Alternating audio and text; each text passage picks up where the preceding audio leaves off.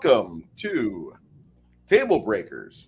Tonight, our discussion, episode 108, we are doing a deep dive into Western RPGs to be precise.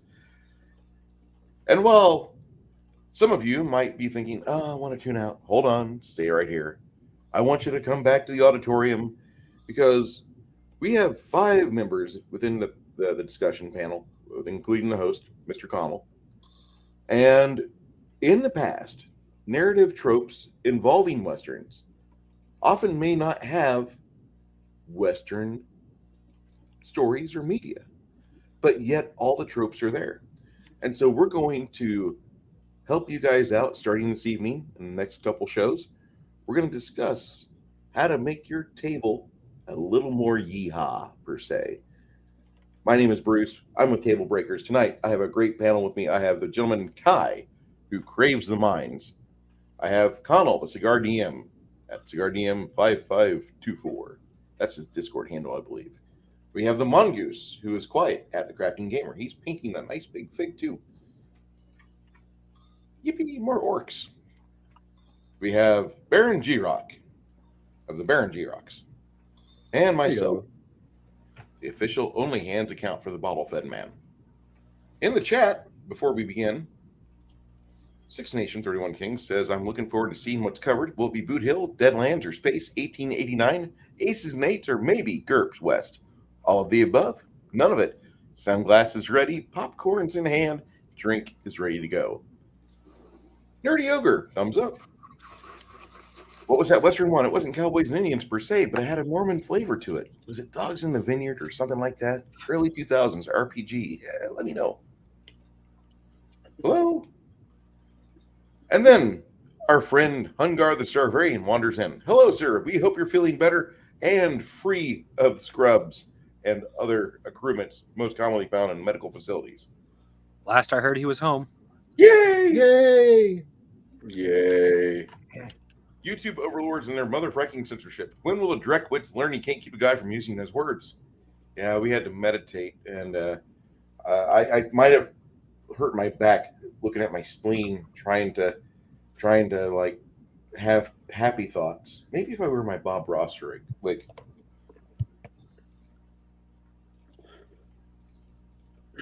Going postmodern today? I might. Okay. Sup, fellas? Interrupt you, wrong time. Hi, soy based. All right, I'm going to turn it over to Mr. Connell. And Connell, if you do me a favor and let everybody get their hellos in. Thank you, sir. I hope everybody out there is having a good evening. This should be an interesting conversation. I don't know where Jade is, but apparently if he shows up, that'd be cool. If he doesn't, I hope he's having a good night. With that being said, who here likes Westerns? Is Westerns your thing? Do you grow up with Clint Eastwood, John Wayne, all the good Westerns as a kid, black and white? No, turn it off. Or are you one of those that said, ooh, where's my BB gun? No, son, you can't have one because you'll shoot out your eye. Wait, that was last month. All right, with that being said, we got some questions. Some little questions. But the panel will do their best job to enter them and beat the devil out of them. There's your Bob Ross reference there, Bruce. All right, so when playing an RPG that it's Western, what kind of tropes do you guys prefer? Do you fall into the stereotype, cowboys, outlaws, lawmen? Or do you do anything? Do you take them to the next step and do anything interesting with them? I'll start with Baron because his name starts with a B. What? I warned you before we started. I was not at my best today. We usually start clockwise and work around. That's I have an idea. I was trying to make it. I was trying to do a sheriff star. What was the question again? Because I was like not What are ready. some of the classic tropes, archetypes, and Western themes for RPGs such as cowboys, outlaws, and lawmen, and how can a game master create them uniquely and interesting to take on these tropes? Well, I mean, if you're looking at it, you don't have to necessarily play the, down and dirty, normal Western. You can always expand it out. Maybe look at some of like the Weird West type stuff, like the Deadlands or, other, such things where you throw in zombies, throw in some, maybe some necromancers, or even, throw in, just a few sprinklings of magic in there, whether it's with the weapons, with the gear, something along those lines, because nothing can spice up better than crossing your genres. It's not like uh, the old school, uh, Ghostbusters, don't cross the streams, don't cross the genres. No, cross the genres. Throw a little spice, get full emerald in it and go bang, and have it go that way. Because, truthfully, that is one way that you can definitely pull in your folks who are, maybe not as ready to jump into the whole Western. That maybe that's a way for you to introduce it to them, is to also give it to them as, a way of, a gateway from the fantasy in. All right. What about you, Kai? I typically go with the idea that you're playing in a Western as in you're looking at the encroachment of modernity and civilization while functioning on the frontier. You're often dealing with the idea that everyone here is as running away from something. There's nobody who goes out into the wilderness because they. I know, sure, there's a few who want to, but for the most part, nobody who's out there is out there because they have a good past, or they're it's an entire genre of the French Foreign Legion, pretty much. Everyone's out there, everyone's got a past, everyone's running away from something, or they're trying to, they want a new life for one reason or another. And you're in a wonderful environment where everyone's moving in, no one knows each other. Like if you want to run a frontier game where you have no overarching, the long arm of government, the long power of civilization is there but distant, but it's coming. You still have access to it, but you're forced to. It's that last vestige of just individuality. While like it's those are the kind of things that I kind of push for when I want to do a Western style game, is simply what secret is everyone carrying as they go out into this vast wilderness, and who are you displacing? Because no place is ever empty, and yeah, it's just that's what I'm shooting for my genres when I do Westerns. That makes sense for you. What about you, Crafty Gamer? Do you do Westerns? Not really. I have Go for it. rattled with the idea of them, though. You like the idea? I wouldn't say I like the idea. It was just I've rattled with the idea because so many people do like Westerns. In fact, for a while there, I thought I was going to win a Western because of a buddy of mine who liked Westerns. I figured on running something that was a combination of Red Dead Redemption and Young Guns. All right. A kind of where Kai's talking, where you're on the frontier, people have a good reason for being there, one way or the other, and it's you have to deal with frontier problems, but you're also on a side of a slightly redemption arc. Like, what exactly did you do? That doesn't really matter at this point. All that matters is that someone with power owns your owns your ass at this point. I think that may be better to say, and you are stuck doing things that you might not want to do, but it's what's going to get you out of trouble. All right. What about you, Bruce? Okay. I've ran about 116 hours of Westerns in my life. 110 of them are Deadlands, first edition, the best edition. And I have to say that at the time when I was doing it in my early 20s, I kind of got soured on it. It was a lot of fun for a bit, but it just feels like maybe I probably had the wrong group because they wanted to just go in monster infested dungeons and kill shit. There's a lot of story material inside Deadlands. Not a bad story either, really good story. You can have a really good, like, not safe for YouTube story, or you could have a completely friendly, family friendly setup. But you could have like Mormons and Baptists at the table, and they would just love it. There's a snake in my boot. I would say that I think Westerns, for me, it identifies as more of an opportunity to have just a story to where you don't really have Western, but you more have a story that focuses on the rugged individualism and the sparse resources that are typically to find in most Western themed stories, RPGs, movies, books. It's usually, my favorite Western of all time is actually a movie called Big Trouble in Little China, where a stranger wanders into town and he's a merchant.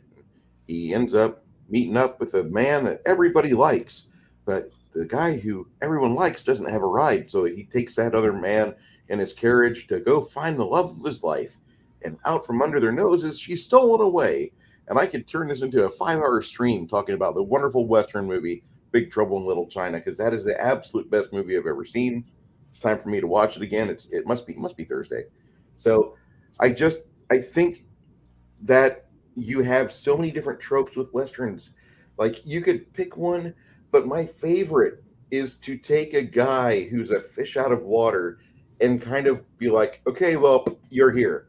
And also, by the way, I'm stealing your horse, so you can't get out of town. You have to figure out how to get along with these people. You have to be able to overcome your obstacles. You have to best the rivals, and you have to figure out how to get the girl by the end of the show. Have fun. I think that is a fun trope, and it almost lends itself to convention play. But a lot of Western games are kind of crunchy. Not trying to make fun of any of them, but there's not an L5R Western out there that I know of. I wish. Me and Kai are salivating. Ooh, you got to do that. So You mentioned my game. I'm on board. All right. So anyway, what is there anything you want me to follow up to there before I pass it off there, Connell? No, that works. That works. I'm working how Big Chinatown, a Big Trouble in Little Chinatown's a Western, but it makes sense then for you. All right. Second question, because I really don't have a question myself for the first one, because I've yet to have the opportunity to run a Western. I've seen my share of them, though. Well, wait. Well, hold on, Connell. If you've got a follow up for any of the answers we just gave, or for a follow up question that would tag along with that question you just asked, go with it. We've got 2 hours, friend. Sorry. Now, when I think of Westerns in RPG, in my mind, and this is probably me just being a bad DM, the way I would run it was make it very much human centric. There's nothing wrong with your elves, dwarfs, and so forth and so on. But I think I'm not saying elves would be Native Americans. I'm not going down that route. Maybe they are. I don't know. Maybe I should play second edition. Whatever. Native Americans are better than elves as far as I'm concerned. I'll leave that be. But if you're running a game that has a Western base, how do you include some of the other races that are in in regular fantasy, how would you run them in a Western type setting?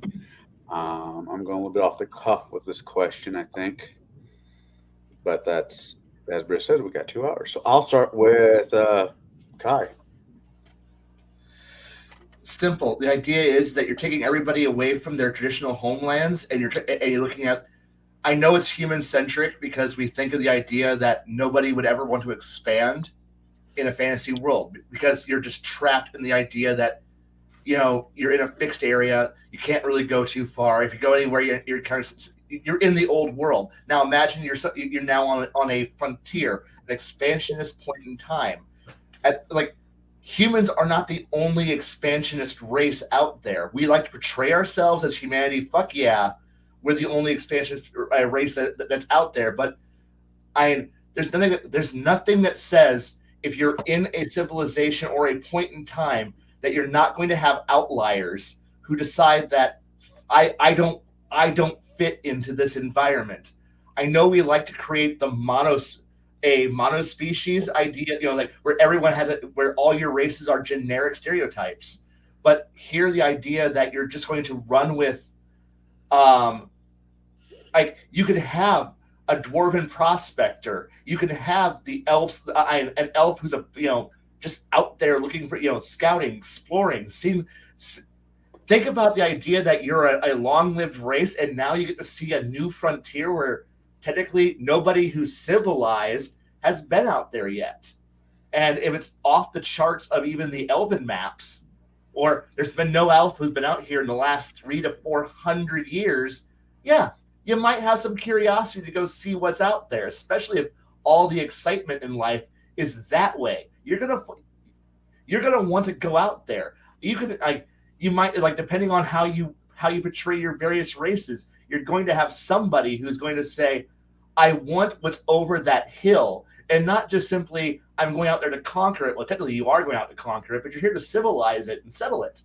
And this is a way to get away from us. If you're looking at an elven point of view, you're getting away from the idea that if I stay in my hometown, I'm never going to advance because I'm living in a geriatrically run government where I gotta wait for dad to die, but he's still got 500 more years to live. Or I can go out there and create my own thing over there. And I'm going to go out there over there and create what I want over there. And the thing is that this is a great way for so many ways that if you want to explore. I know we always say that certain races just don't ever act certain ways. This is your chance to actually portray and explore. Every asset that you don't get to explore in your traditional mud farm. You never travel more than 30 feet. 30 feet past your house in your lifetime. Fantasy game. This is a chance where there is no grand castle, there is no duke, there is no king to bow to. There is perhaps there is a king or an emperor or a president, but he's 2,000 miles away. It's a 4 month ride, and maybe if we wait long enough, maybe in 6 months to a year, the railroad will come through here, and or the airship or whatever thing that you have that connects civilization together that's facilitating this new expansion era will arrive, and you have the telegraph, sending magic, some other form of communication that allows you to still know that the old world exists, but you're now here in this new place, and you can now show what makes an elf interesting, what makes your dwarf interesting. If you're going to put your fantasy elements into it, why is your elf here? Well, you know what? There's a grand civil war that happened, and I was on the losing side, and I don't have a future here in the old world. I'm going out to the new, and now you're elf, you're gnome, you're goblin. Gnome is like, well, hell, there's a new world. I can bring civilization, technology, and weirdness. It's simply just embracing the are you a Ronin? Are you just a criminal? Are you just going? Is this an opportunity to be a bandit? Like, you can't stay in the old world. There's police, civilization. The rules are all locking in around you, and you can't go anywhere. The old aristocracy is still running. The old oligarchies are still powerful. But here's a chance to get out from under the thumb for a while, to put your own flag down, and then perhaps be able to become one of the new robber barons. Because that's what you're also looking at this era, is the idea that this is where you can make a name for yourself. Like, your dwarf who's looking for and hell, oh no, dwarves. What drove a lot of the westward expansion? Gold rushes, mines. What do dwarves do? Mine. And suddenly, as someone goes over here on the western, in the western shores, vast tracts of silver and gold are there. Do you not see some destitute dwarf clan, who overhears this thing happening in the old world, going, "Hey, 30 of us are gonna get a wagon together, and some beer, and some hats, and a cat, and we're going out there and going to go get some get some gold." And suddenly you have a dwarven caravan that's just moving across the countryside and pissing off the locals. You know what? Whatever. Fuck them. I want gold. And suddenly you got dwarves moving. Or suddenly someone goes, vast redwood forests that trees that go up, that disappear into the clouds.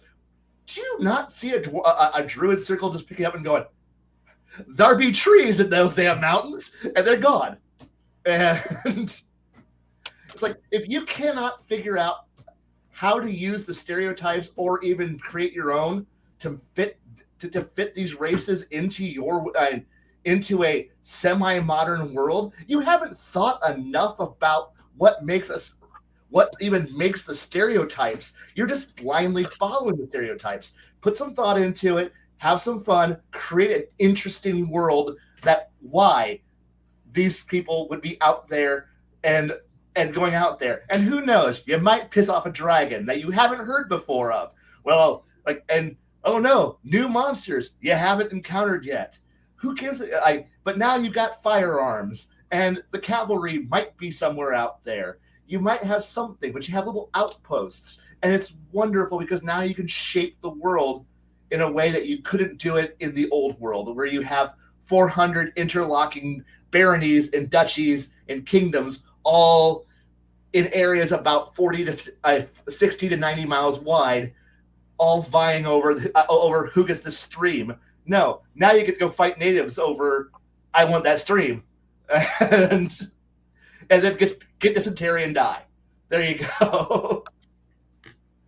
So I'm hearing is Bruce needs to rerun Kingmaker, but with a Western twist. I could run it. Or you could run it. Either way, I want to be at that table. That's kind of what I'm hearing, is I want to be at that table. All right. Baron? Yes. So do you need me to repeat the question? Yes, because I was I need out somebody to of. repeat I the was. question back. That was 6 minutes ago. Come on, we've almost Right. I kind of need somebody to repeat the question to me. I'm sorry. You're good, Kai. Love you, man. Looking forward to Saturday too. Me too. I'm going to introduce it. I'll talk for 30 seconds, and 3 hours later, all right, guys, that wraps up everything for tonight. and then we shift for another hour. So, Baron, how do you take some of the old races that fantasy games have given us and use them in a Western setting? Is more or less the question. How do you do the change? How do you use them in a fantasy setting? How do you use the fantasy? No. Listen to what I'm saying. How do you use them in a fantasy setting? How do you use them in a post-apocalyptic setting? The sky's the limit. And I mentioned this before. The how to get your players in type thing is that you make it work. Give them a reason to be there. It kind of rolls back to what Kai said. Oh, look, all those trees. There be trees the druids roll. The dwarves see a huge mountain. Autobots roll out. I mean, it's literally that's what the dwarves do. The other thing is that it you make sure that you also have the tropes in there also, because the tropes are what going to bring it in to kind of cut it from the fantasy and more into the Western, but you want to still leave those tropes like, oh, dwarves love to dig in the ground. They hate sunlight. Do they actually hate sunlight? Probably not, but that's one of the tropes. From first, second, even third ed, D&D, and countless other OSR and out there that dwarves are a very underground species. They don't like being out of their holes, that type of mentality. So, I mean, take the tropes and use and tweak them for your Western setting. You have orc, raiding parties. There you go. They, the people have stolen the lands from the orcs instead of maybe from the native folks that are there currently. Okay, all of a sudden now it's like, oh, these orcs, they're bloodthirsty, they're going to kill us. That feeds into Western tropes of how it was seen back then. Not necessarily it was true, but how it was seen back then with native races. That's the big thing, is you can substitute out some of them that way also. Because if you look at how when West settled, you had a lot of folks from the Orient, you had a lot of folks from the from primarily Europe, Western Europe. You had some Eastern Europe in there too, and and you can kind of work with the races of how it's been portrayed, of where those races maybe come from and would come from in our world, and put them kind of in where they are. Yeah, exactly. Yeah. Gimli gets dysentery. There's all kinds of things you can do. He drank the water. That there water wasn't too good for you, is it? We got you now. But yeah, I mean, yeah, exactly. And you can use goblins, as another raiding tribe. There is a lot of different ways you can do it. Maybe the dwarves are, the railroad barons, or maybe the gnomes, because everyone loves a tinker gnome. The gnomes are the railroad barons. Gnomes are delicious. Only with ketchup. According to Bender, they are. No, not with ketchup, you basic bastard. You want to have some good old spice on there. I'm sorry.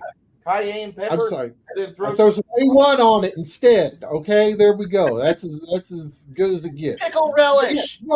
But the thing is that you can take what the common tropes are and substitute them for your races that you wish. I yield my time back. Warmongering. Did I read that right?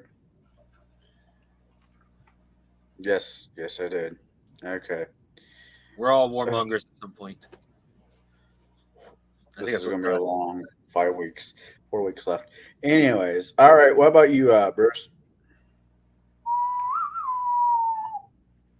One. Yeah. I know. As a prior of Gygax, I shouldn't even have that on stream. I shouldn't even show that. Like, look what I have. But to me, like, Into the Borderlands completely does a wonderful job of compiling the two modules together, which, thank God, in first ed or basic days, they never did say, here's a story you can run word for word that we did, just like Dragons of Autumn Twilight. Anyway,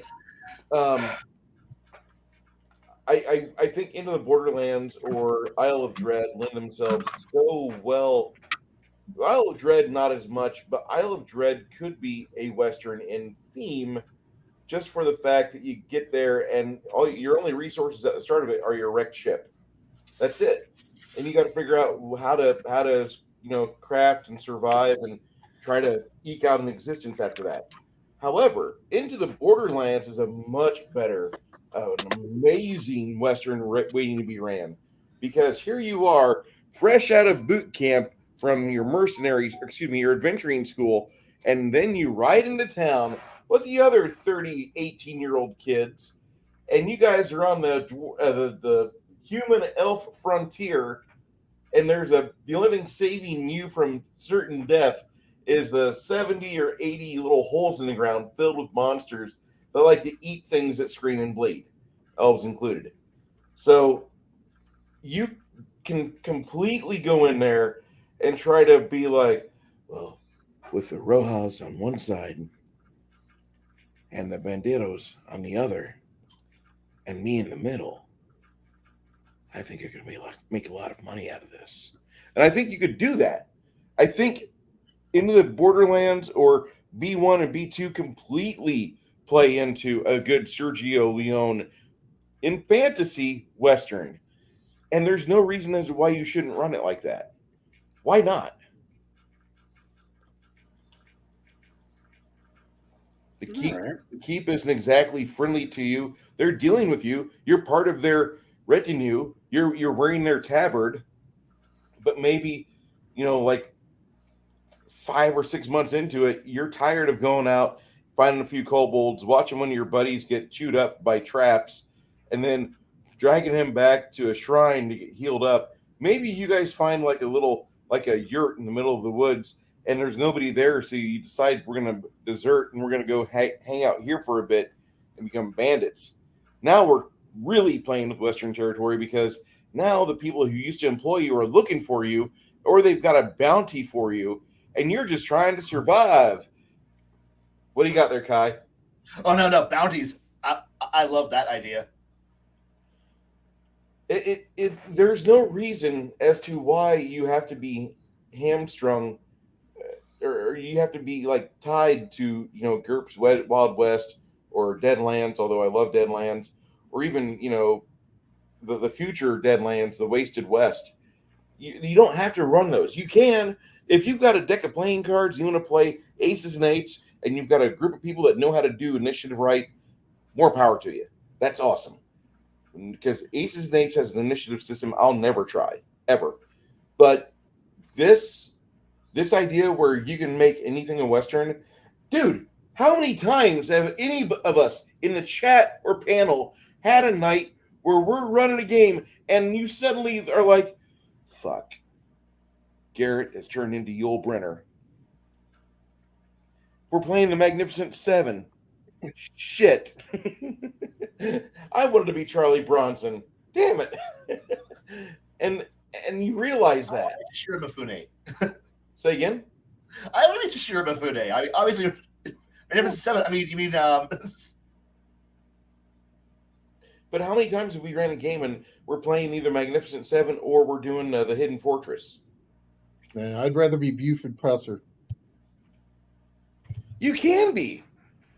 Wait, hold on. Louisiana was a complete Wild West in the 1850s.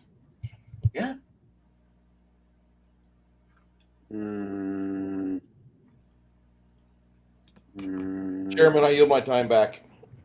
I don't know about that one, but I'll history check that later on. That doesn't seem right, but whatever. All right. Crafty Gamer.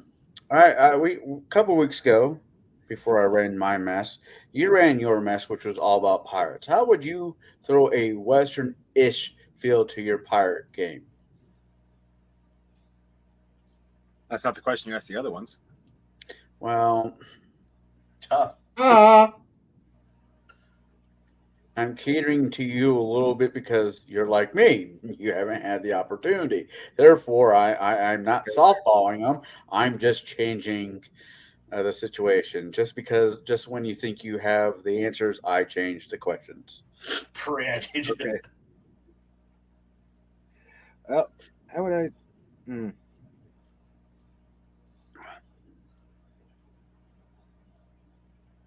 You broke him. I'm not entirely sure. Because part of what makes a Western feel like a Western to me is the environment, not just the tropes. Like, well, like as you ride your horse into town, you feel the breeze catch across your hat as it rolls a tumbleweed past you and your horse. You can see the saloon as its sign waggles in the breeze. Men are spitting, shooting bottles with their spit and making them explode. Westerns aren't just that kind of feel. To me, anyway, they are also the environment itself. Like, if you were to tell me there was a bunch of guys spitting at bottles and making them explode in my game, it'd be like, okay, they're using some sort of hardium. I wouldn't feel like that's the Western trope, a guy who's been spitting so long he can spit with force.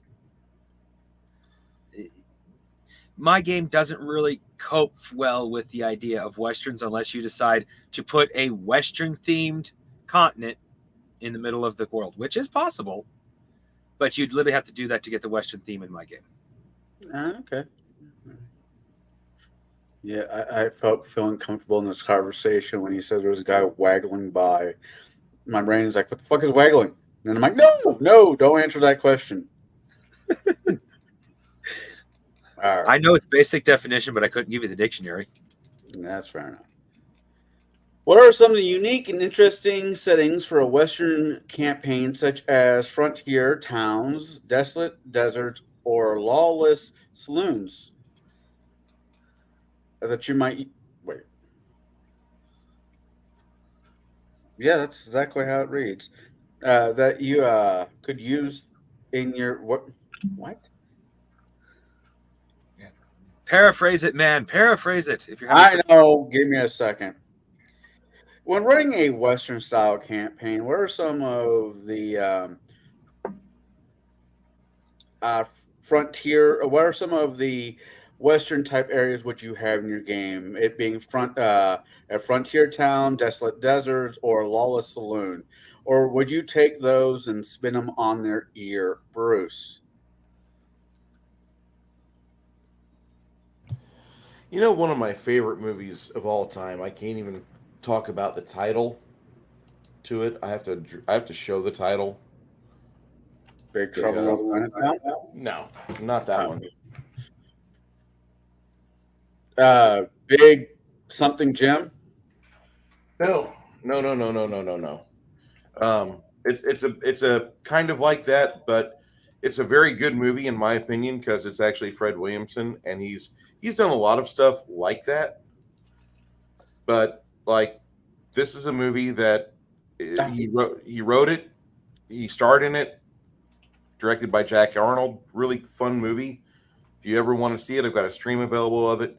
But it's a fun film, and it's about two black men that go into a town and they completely upset the town. They're kind of bandits, but they stick around and they have their share of the festivities, and they kind of put a lot of things right on their ear, and it's fun.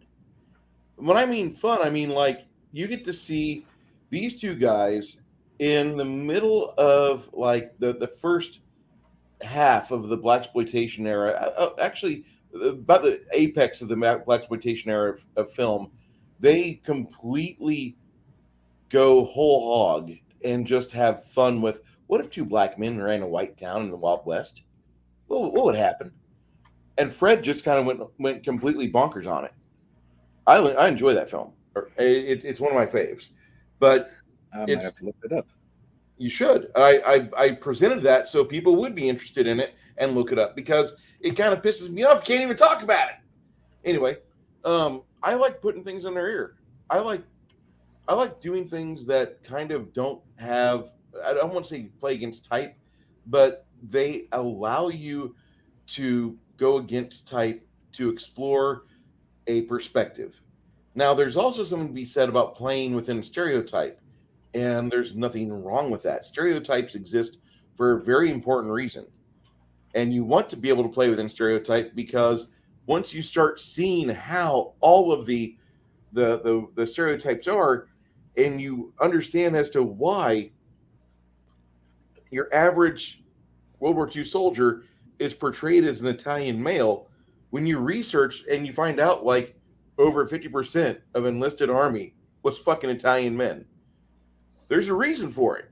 So whenever you want to play in a World War II game, you're kind of stereotyping yourself when you say, I'm going to be PFC Lombardo, or I'm going to be PFC Lugari, or I'm going to be PFC Benedictio. You know, I mean, you're playing within a stereotype that's well worn for a reason. So have fun with it as a player, especially because a lot of people, when they sit down to play, they kind of get bogged by a system and by a DM, and they really just need to focus on, listen, you need to have fun and explain to the other players and explain to the DM how you want this character to progress and what your immediate goals are for this game's adventure, if you're allowed to. Like, this is what I want. This is my hope. This is my my bucket list for today, and I have a bucket list for my character for the whole thing. But I really want these things to happen. So if I'm playing Fred Williamson, I'm going to go into a town and I'm going to be like, I got to find me some white women and have a good breakfast. And that would be it. Because that's what he wants, basically. And he ends up making a lot of money. So I do recommend that play both. Play against type. Be the ninja in the Viking civilization. Enjoy the 13th Warrior from a first-person perspective.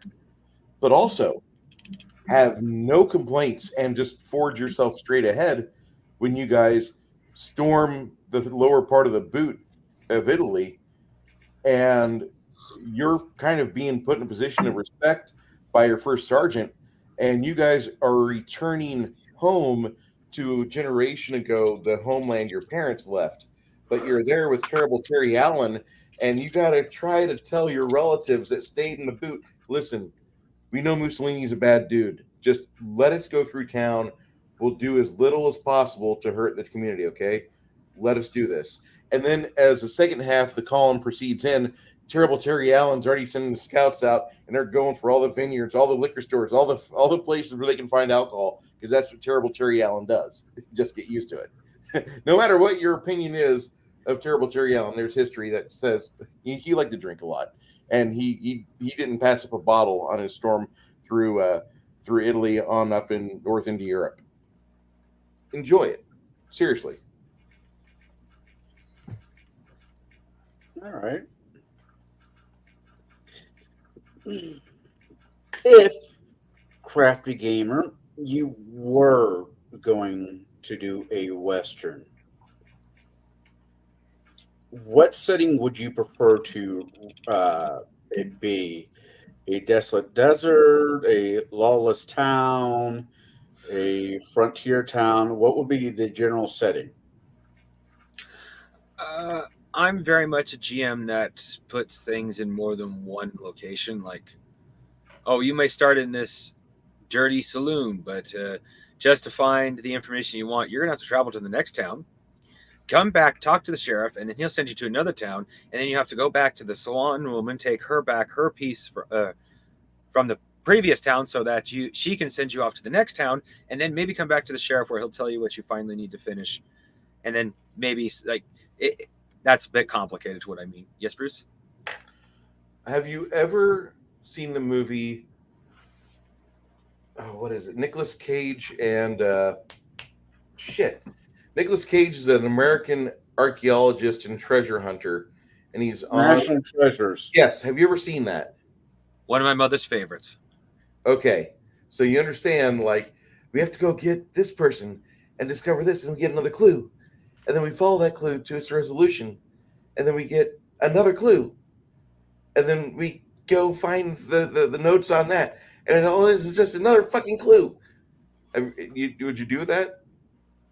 Not to the extremes I made it sound like just a minute ago, but you're not just going to sit in one location. Like for me, unless you're like in a huge, unless you're in like, I think it's Topoka City from Star Wars. That's like a continent-sized city.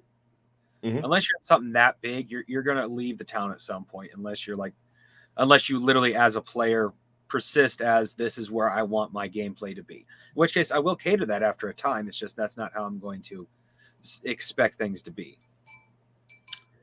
In that world that you're describing, can I play Bill Murray to the groundskeeper to Caddyshack?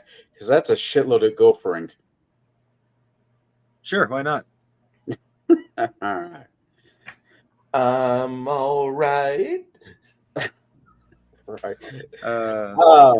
Again. Sorry, just yeah. The way you're describing your campaign, and I've done it. I didn't mean to make it sound like I'd turn you guys into a gopher. It's just the fact that unless you guys players choose to stay in one location, I'm going to give you a reason to leave.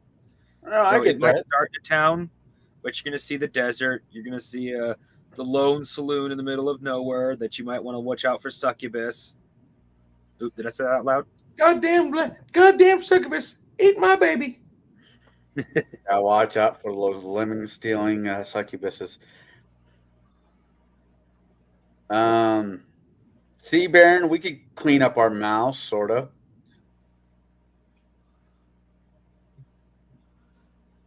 Baron's probably petting dogs. No, I'm just quietly waiting. All right. Well, fine. You're up next. What are you waiting for?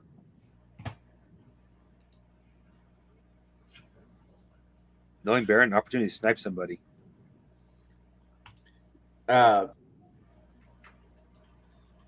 One shot, one kill. Hey. God damn.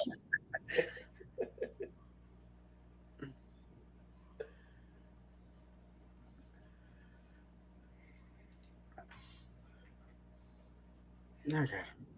So, question states, Baron, for you, if you're doing a Western campaign, would you use some of the tropes of the areas, or would you just use some of them? Or tell you what, would you make your own? I'll change up the question a little bit.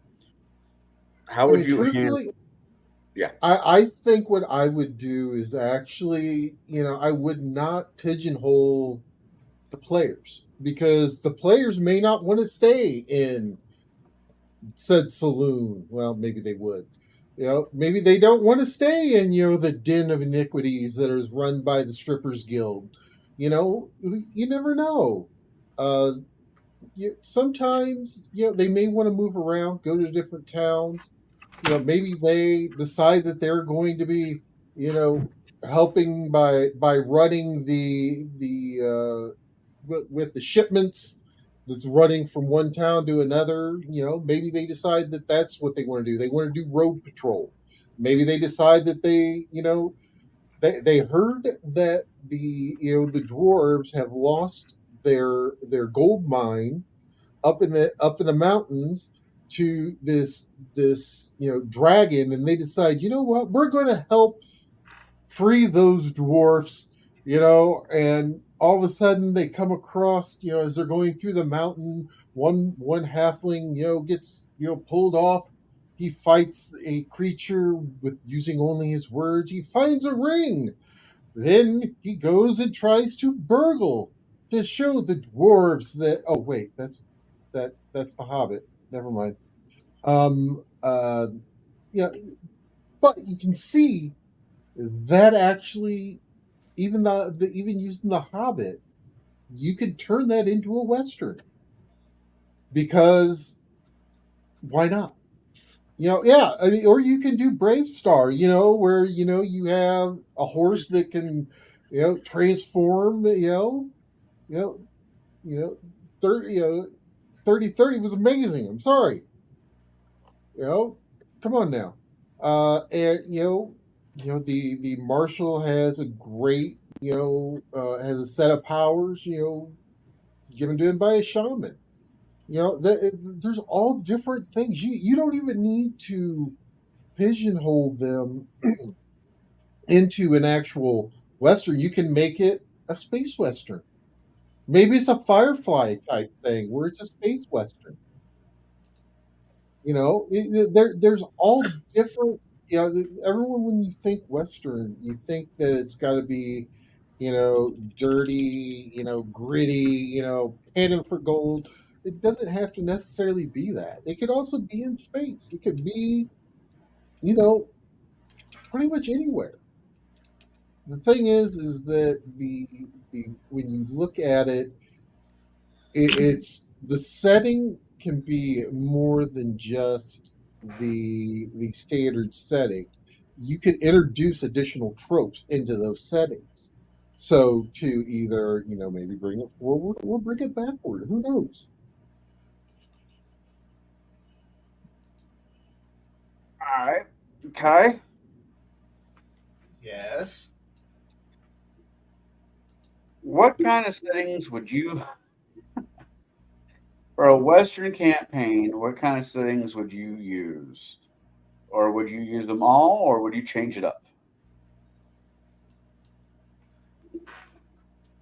Honestly, I kind of would want to try to be portraying the fact that you're in a period of exceedingly fast change where the world is. I want to portray the fact that you're not in a static environment. The thing that you thought was fantastic and amazing, 5 years ago when you left the wonderful confines of civilization, is now not the cutting edge anymore.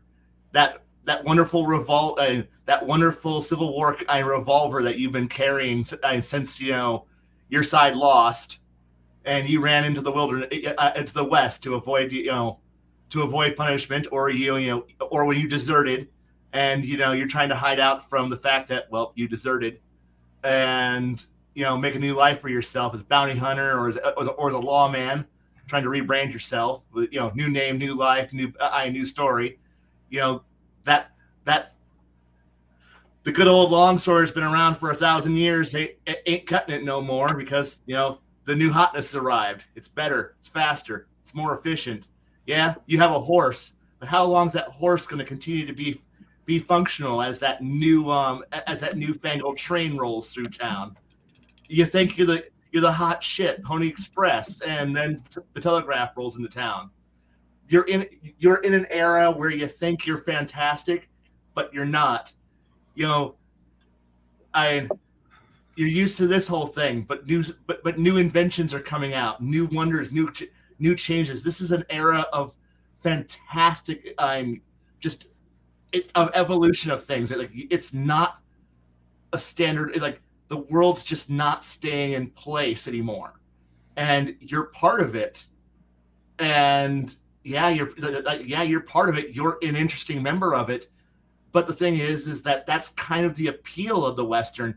It's that last vestige of I don't want the modern world. I'm fleeing to the frontier. The frontier is only going to be the frontier for a little bit longer, as modernity is chasing you, and you're just having to you're making your own small little place in the universe, but it's not going to stay forever because you're a bandit. You're doing some amazing bandit things, being bandit scum, but eventually the law is going to reach you. Eventually the cavalry, the long arm of the law is going to come out there. The government, the military that you've been running from, or if you were on the losing side of a civil war, the country that beat you is going to eventually take over, and you can't do shit about it because you're one person. Well, you're a bandit. Fuck the fuck the police. Fuck authority. I'm in charge. I'm making a name for myself until a bounty hunter shows up and puts a nice 45 in your forehead, and your story's done. There's people who are just, man, I don't like this the oppressive government. Man, I have a bunk crazy fucked up religion. I'm fleeing to the West. And claiming an entire state. Fuck you. And it's this wonderful idea of a mix of I want yeah, I want the saloon, but I also want to be able to portray the wandering marshal. I want to portray the postman, the postman who sits there in his little house, going, "Don't you dare try to fuck with me," because it's like, but you're just a postman. At which point I'm like, once I get back to informing the postmaster general that you've been fucking with the mail, you're doomed. What are you going to do to me, postman? At which point, the post office shows up and beats the living shit out of you. Because it can. And it will. And I like that aspect of playing it, of playing in the Old West. It's just distant enough that you can still do what you want, but you're never that far away from some guy with a 6-shooter showing up.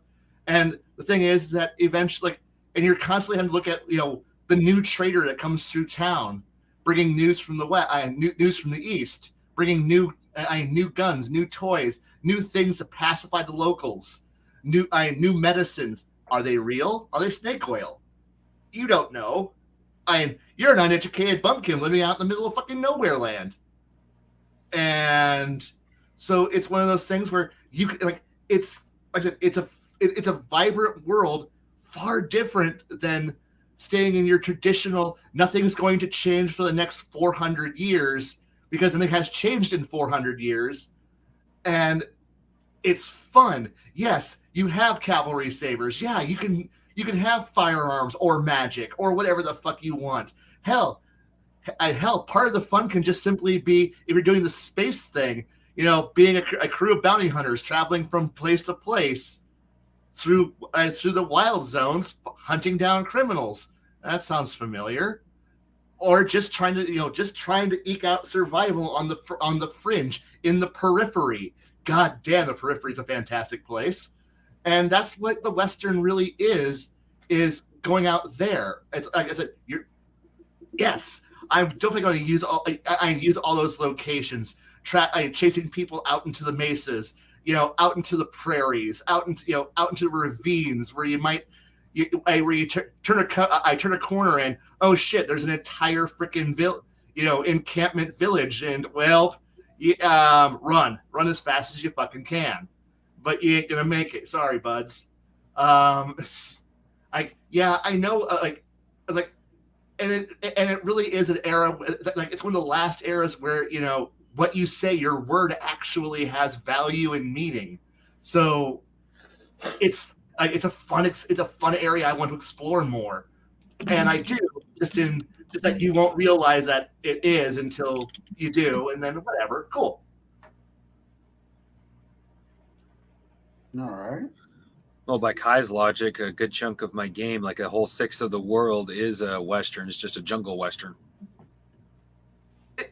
Honestly, playing Conquistadors is very much that's an exploration, but that's but the thing is yes, kind of.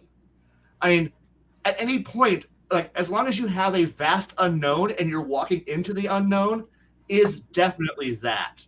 Now, the difference between a pirate game and a Western is that one's on dirt, one's on the big wet thing. True. And yeah.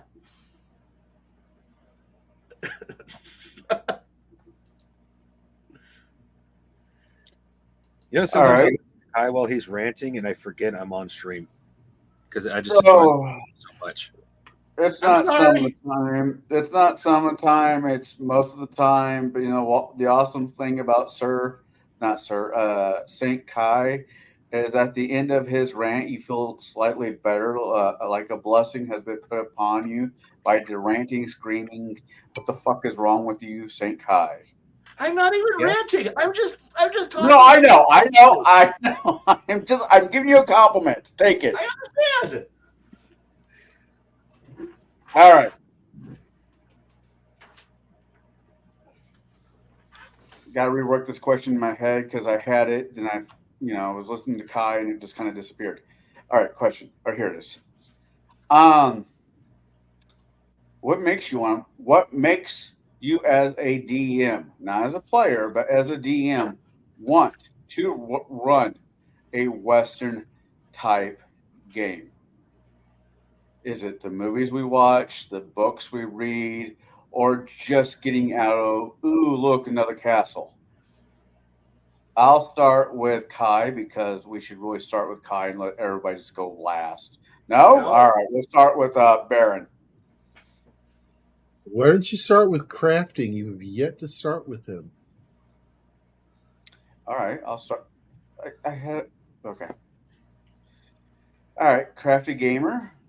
What would make you want to run a Western? Two things. Primarily the players. If the players want to run a Western, it's like, I'm not excited for it, but I'll do my dues, especially if the fact Palladium has one. And adding a Western island in my game would not kill me at all. So, but the only other thing that really interests me for a Western is that doing a mini campaign, basically of, like I said earlier, a combination of Young Guns and Red Dead Redemption, where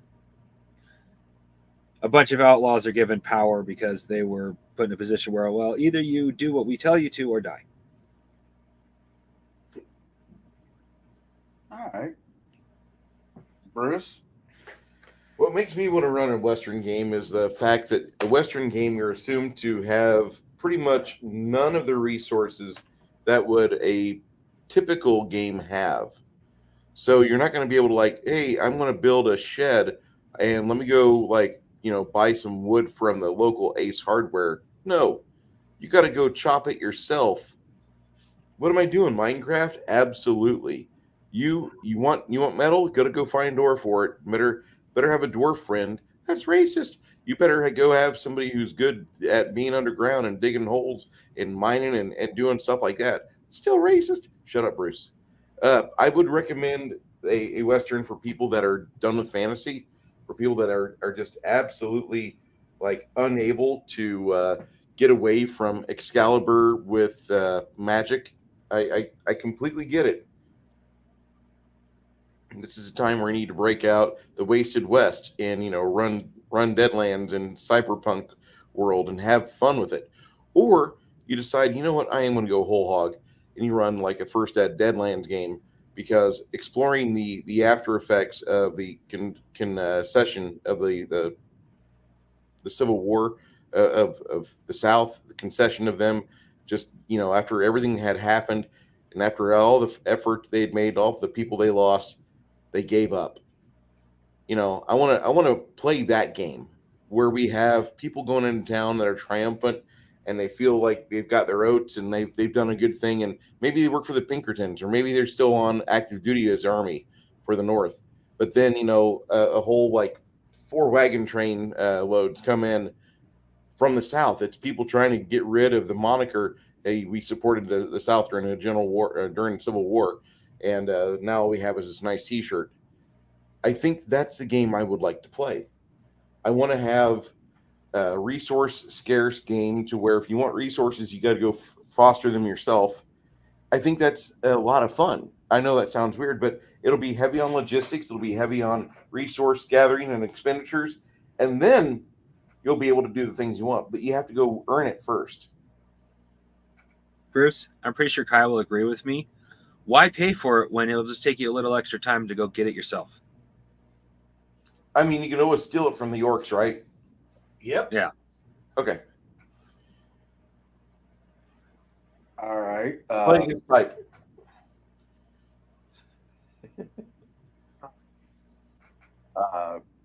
Baron, what makes you want to Well- run a Western? Well, it's a change.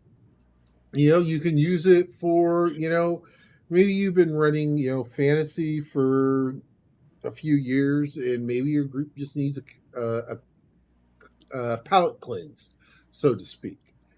Something to kind of, okay, let's get away from it for a minute, and before we go to something else, and it typically it's pretty easy because you can think of even stories or even books that you've read that have had something or some sort of Western aspect to them.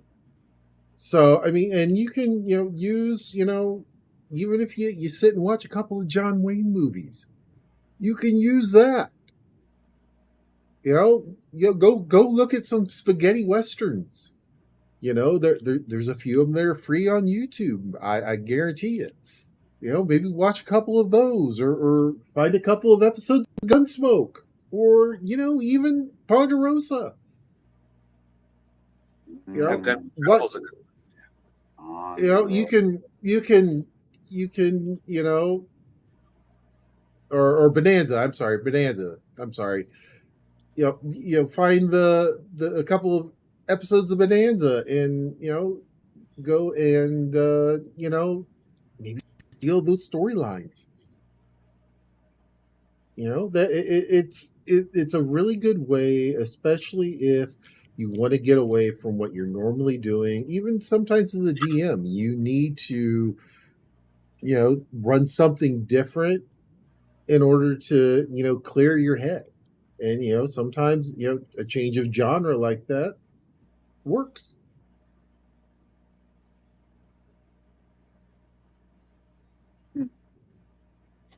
What about you, Kai? What would make you want to run a Western?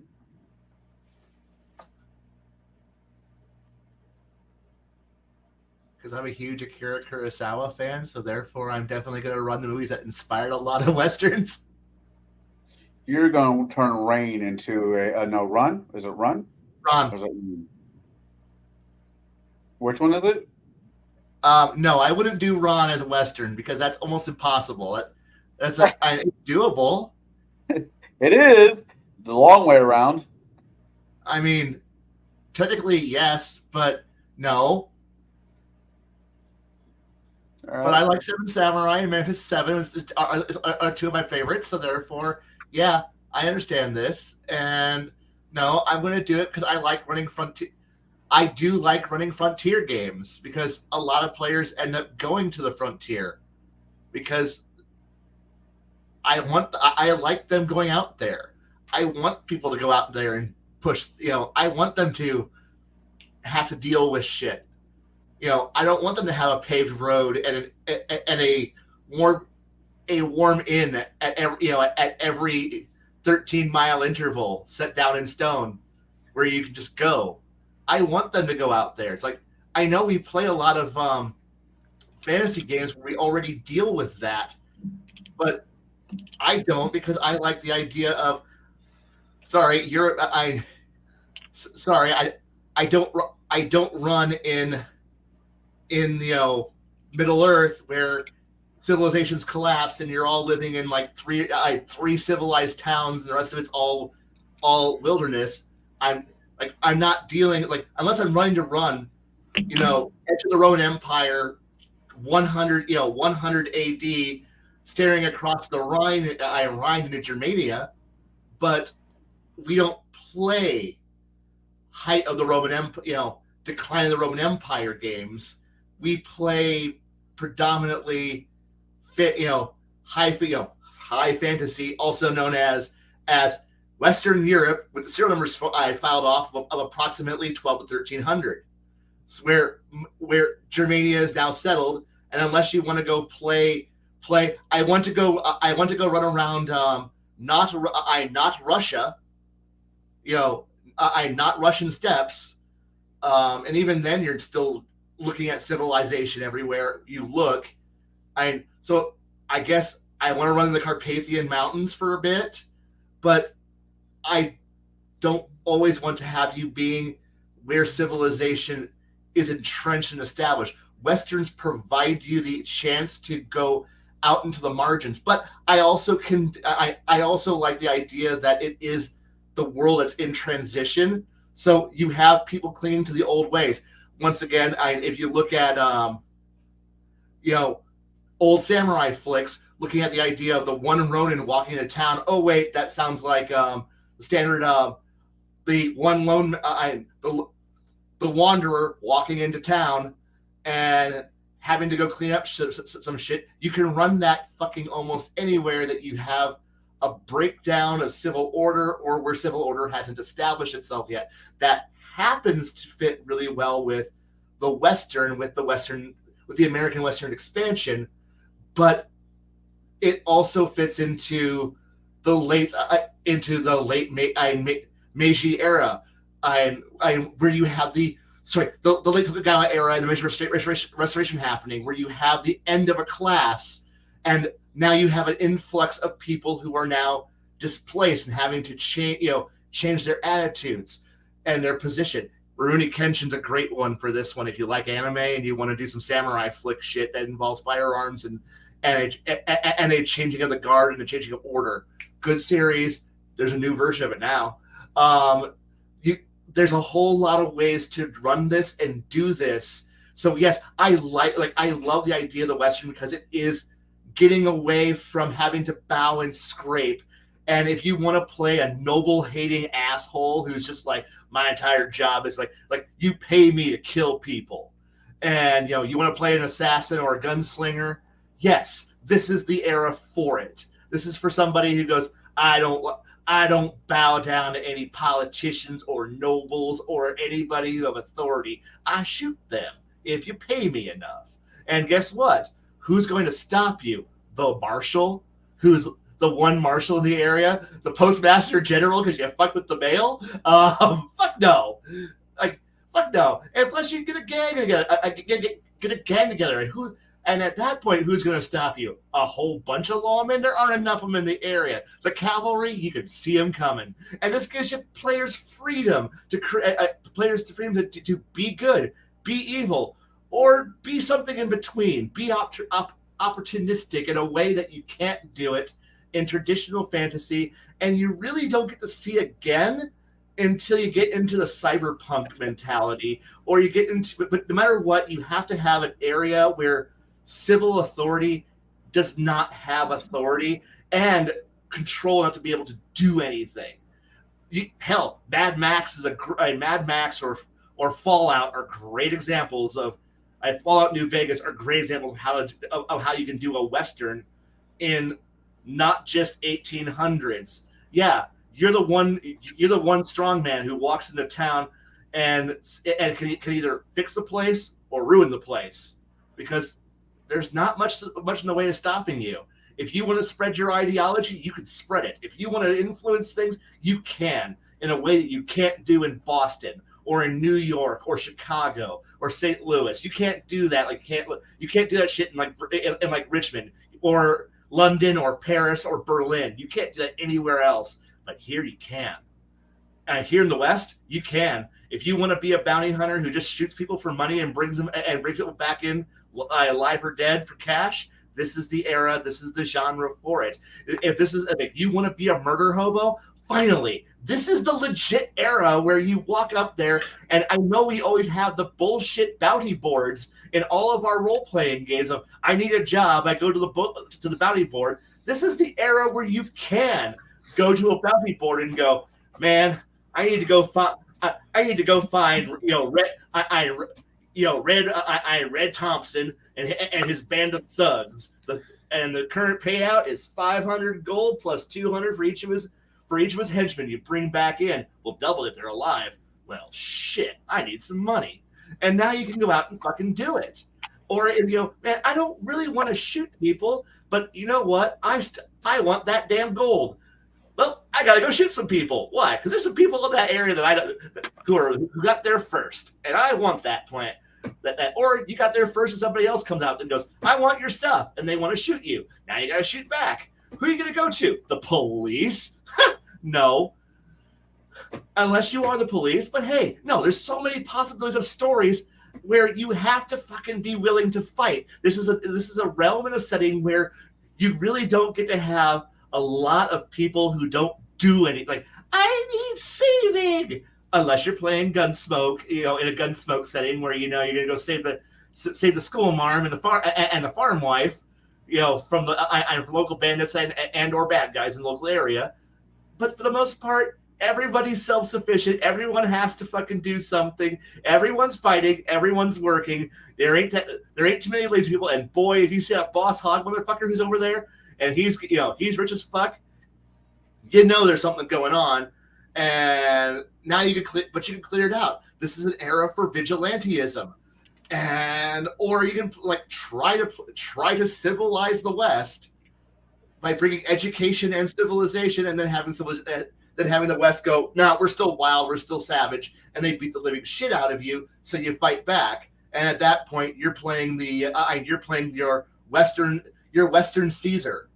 If you want to be the Western Caesar, or or you're a deposed prince, this is the perfect area to go out there and create your own mad science. Like, plus, this is also the realm of mad science era where we thought anything could happen. For the Space 1889 crowd, this is still the era of colonialism.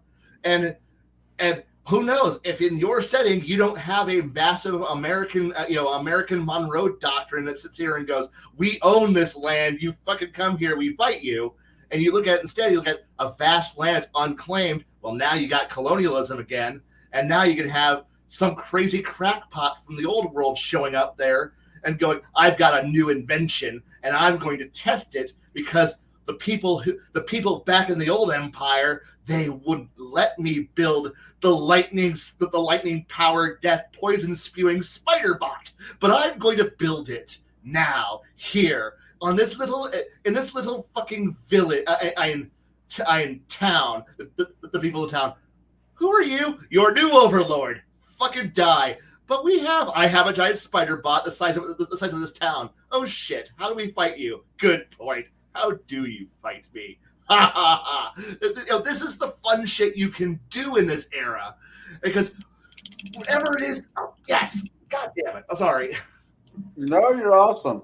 For a second, I was thinking, wait, did Superman show up to fight the great big spider robot? I think that was Nicolas Cage almost a thing type scenario. That's Wild Wild West. Wild West. That's not Nicolas Cage. That's Will Smith. Will Smith. Yep. Will Smith. All right, giant spider. Why was I thinking Superman? Whatever. Honestly, on my own part, the movies that made me want to run a Western theme as I joke and say Blazing Saddles. I think Blazing Saddles would just be fun, but that's not a game. That's a one shot with alcohol and people that just want to goof around for a couple hours. That's not. It could be a campaign, but it really is just a one shot. But movies like the good, the good, the bad, the ugly, I think are interesting. The whole series, Fistful of Dollars, Hateful Eight. It's a recent Western that takes place in one shot. The entire movie takes in one shot. I think would be a very interesting whodunit type RPG, like Clue, but with bullets instead. And people who just want to step away from fantasy. I think I've said this before. I've kind of stepped away from fantasy a little bit. I'm playing a Flames of War, which is not a role-playing game, but it is you get to use tanks and other stuff and just move things around and try to see how things work. And I think turning anything like that and putting RPG in it to get outside the fantasy is a great idea. Stretch those wings between the movies that we watch, the books that we read. I love to say Dresden Files is a Western. The only thing Western about Dresden Files is his cowboy boots and his trench coat. That's about it. So I think there's a lot of good sources out there to tap to do a Western game that's well. But with that being said, what would be the theme of your campaign? Would you try to keep it somewhat historically accurate, like the train? A train is coming through, and you've got to fight off the bandits. A new town is being built, and you're there as a hired mercenary group to help them form it, sort of like a Kingmaker meets, I don't know, Oklahoma without the singing. Or how would you handle it? Would it be? Would you guys be the outlaw? Would you want to run? Would you guys be the outlaws, the marshals, the Clancys, the Hatfields? I don't know. What what would be the theme? What would be the overall theme of your Western game? I will start with Crafty Gamer again. Well, I know I've been sitting there saying, "Oh, well, I would love to have this. You have to redeem yourself because you're in deep shit. You at the beginning of your story, you got caught." It's like I'm not quite that railroading. In the end, admittedly, it'd be like, "Hey guys, this is the idea I want to run. That's not what you want. Oh, you want to run as a bunch of sheriffs, as the sheriff and deputies in one town. Okay, well, I can work with that." Okay. So in the end, it really comes down to what the players are going to want because I have my ideas, but I can be extremely flexible to the point that if the players go the opposite direction of what I was thinking, I'm like, goodbye handbook. Gotcha. Bruce. Bruce. I'm like, yes. What would be the overall theme if you were to run a Western game? Aside from scarcity of resources and having to kind of manage your logistical side of things yourself, I would say probably getting into like some good old fashioned dwarf fortress style logistical puzzles is fun for a starter, and then rounding up and seeing if the party can deal with a roving potted plant to kill that off. Maybe they'll get rewarded some unnatural acts or some knee pads of allure and raise their charisma a little bit. And then afterwards, maybe they'll find that a group of a detachment of soldiers arrives in town, but they're not exactly good soldiers according to the bard.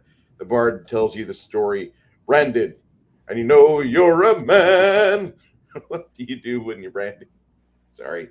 And you got to figure out, are you going to befriend these guys, or are you going to kind of try to push them on to the next town? Are you going to be like Brian Dennehy in the first Rambo movie, where he drives Rambo off the edge of town? All right, there you go. About another 30 miles, you have yourself some breakfast. Get out of here.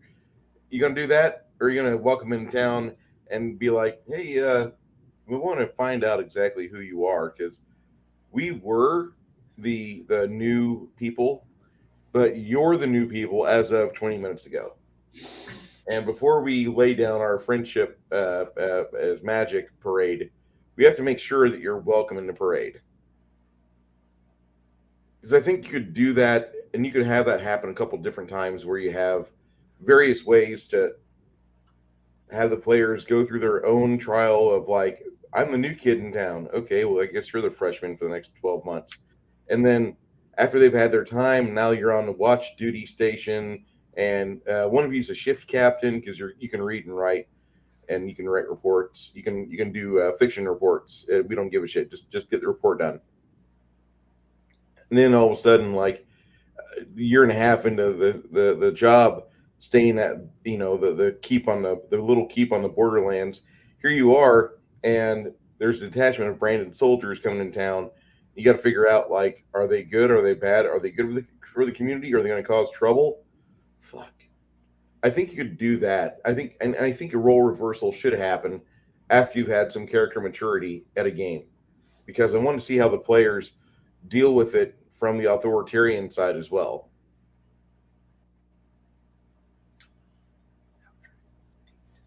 Okay. You see that. Baron, Yes. what kind of theme what would be overall theme of your Western campaign if you were to run one?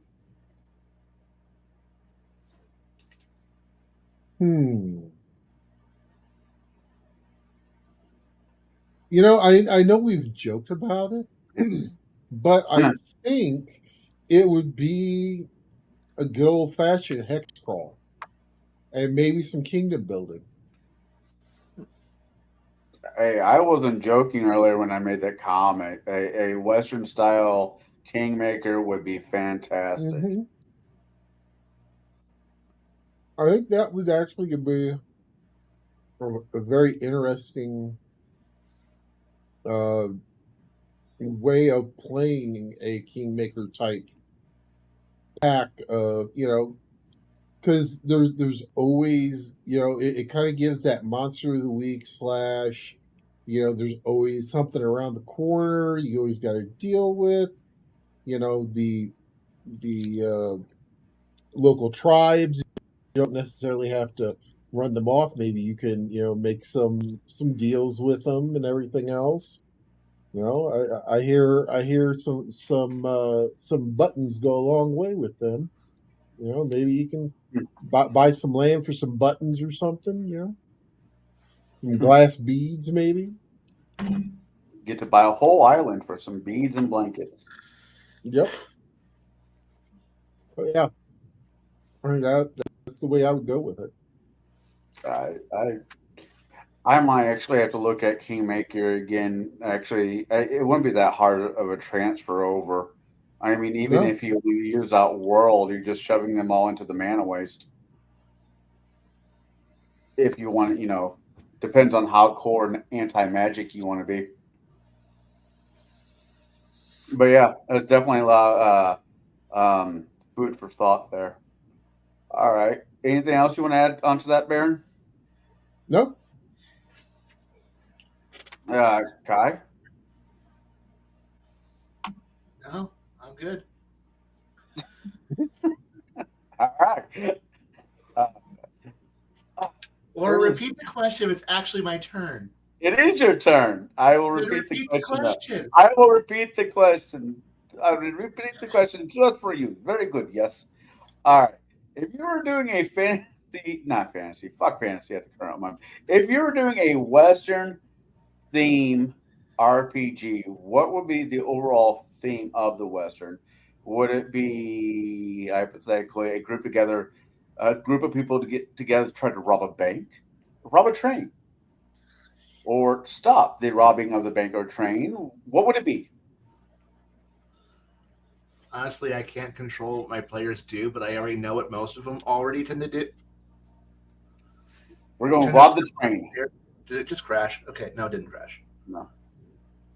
We can see you. No. Okay, good. Like the tab of my notes was just crashed. I'm like, wait, what? Did I lose everyone? No, honestly, I think I would just probably I'd drop them in as law enforcement and then pray they stay good, because I mean, depends on the mood my players choose that campaign, if they're going to be good guys or bad guys, but they do really good at being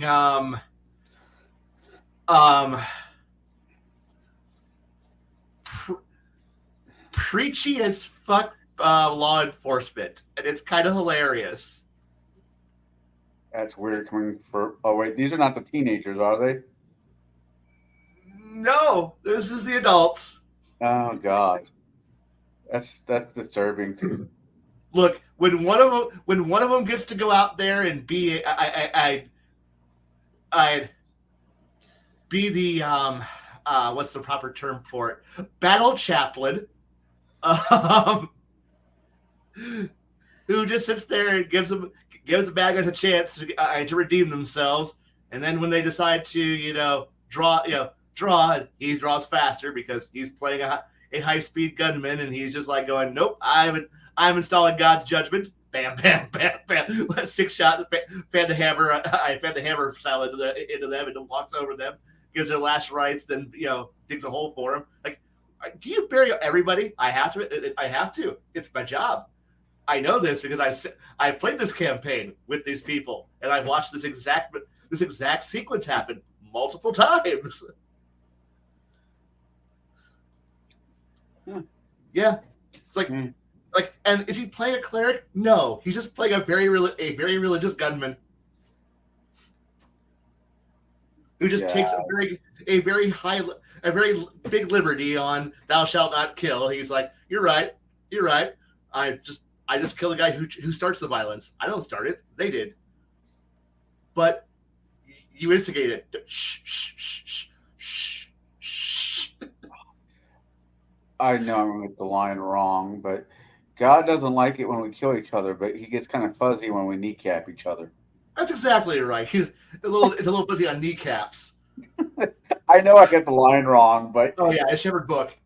Yes, but no, I've watched these players play this very, very well, and so no, I've seen them decide one day to be very, very good, and then the next campaign be very, very evil. Well, not very evil, very, very lawful, very, very criminal, or trying to skirt the line very much because as one of my players likes to constantly remind me, is always taxation is theft, fuck the government, until I show up with the IRS. And he's like, oh shit, the IRS showed up.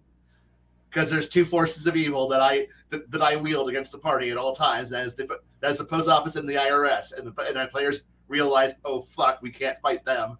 And I'm like, you can fight the army, you can fight the Navy, but you can't fight them. And they're like, yep, because they have more money than us. Yep. The post office. Yes. Okay. All right. The other one I'm not going to even argue with. I get it. Death and taxes. I get it. Post office. Okay, that's new. Look them up. Look them up. The more you learn about the post office, the more scarier they get. It's just nice. It's nice to know that Pinkertons are still around. If it wasn't for that Magic the Gathering situation this past year, I figured Pinkerman went the way of the dodo bird. Boy, was I wrong. Anyways, why does the special ops male force people have AR-15s? Why? They're better armed and equipped than most branches of the alphabet agencies. I mean, granted, they do have like traffic rights above all other traffic, but still, it kind of makes me upset. Like, how do they get to do that? How? Bitching about IRS or post office? Post office. Post office has a fucking special police unit armed with AR-15s. The fucking people that are responsible for delivering you your water bill. You fuck with the mail, they fuck with you. That's true. In the sake of getting kicked off yet again in one episode, I'll leave my bad jokes alone. Oh, don't let the terms and conditions stop you. Yeah. No, I did not know that the post office has a special. We'll never look at that mailman the same again. Holy shit. Anyways, back to some questions. All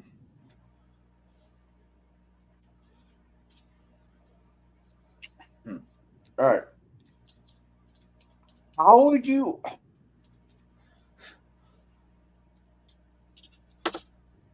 How realistic would you have the West be in your RPG per se? Would you have a native race out there that you deal with from time to time, sometimes positively, sometimes not so positively? Would you have how would you handle racism and slavery in these campaigns?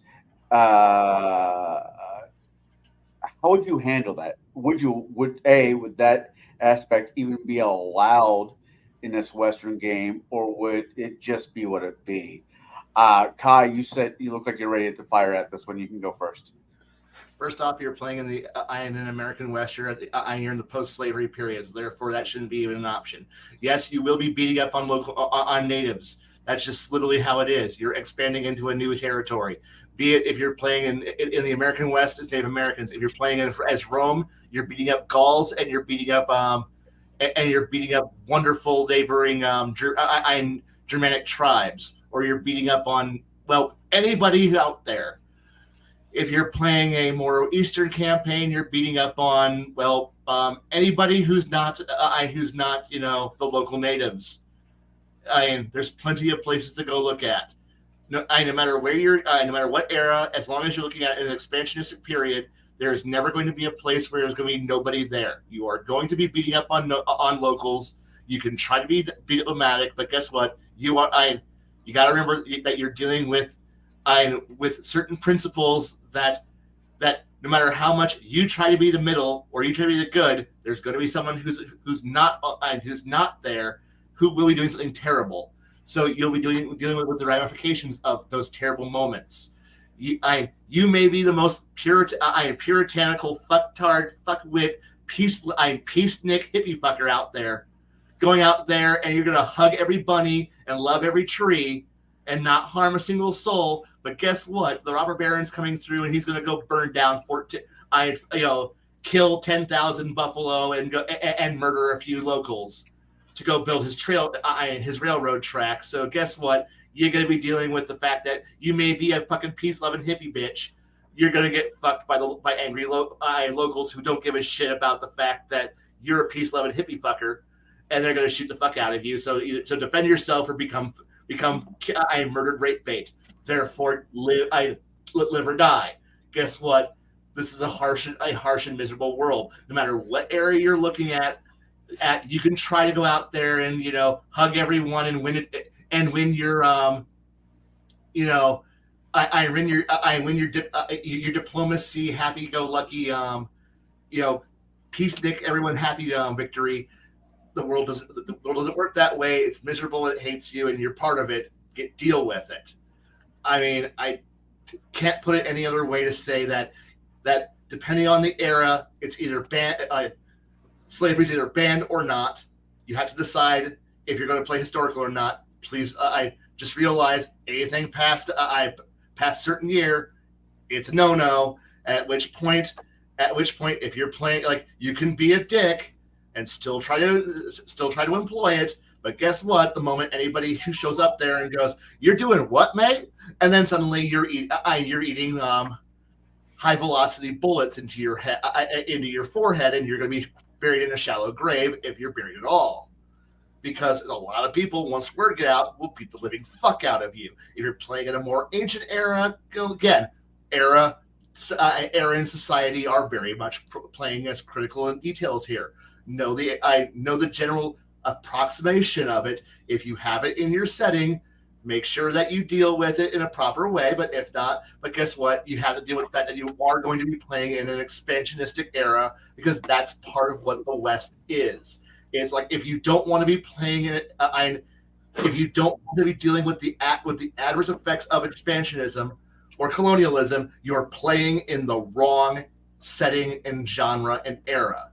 Go play in your go roll back to playing in the old world where you can't go 14 feet without finding a new baron or lord or someone you can kowtow to and you can be happy with.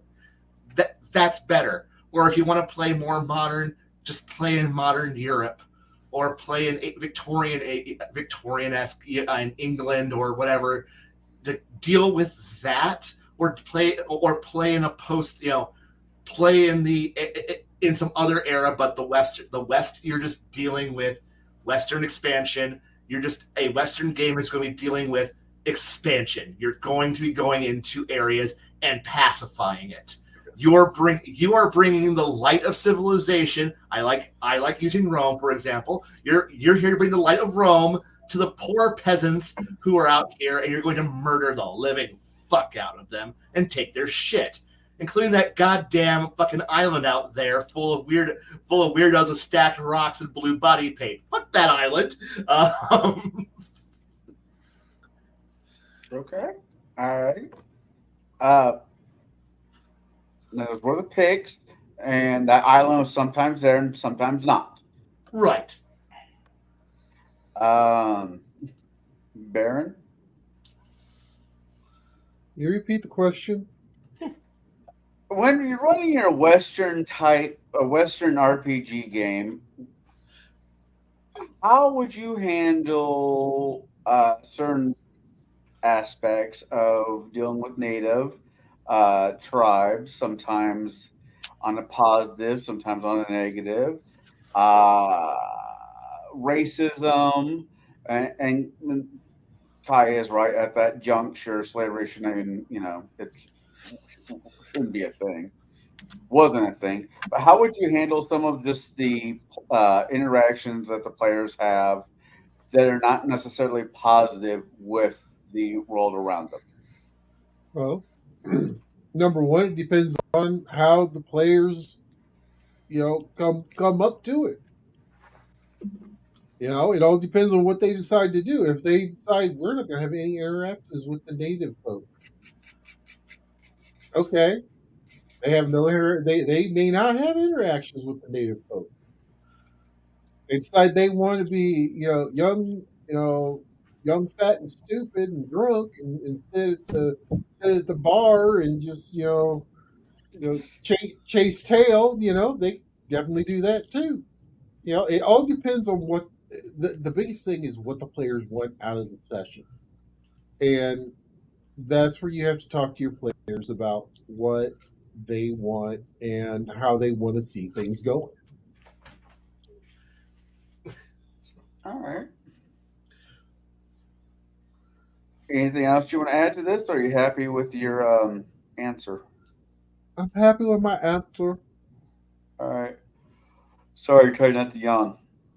No, I just taken a bite of a popsicle. Sorry. No, you're fine. I'm out of it. Sugar's getting low, so I had to grab something to. Gotcha. Yeah. Crafty gamer. Yeah.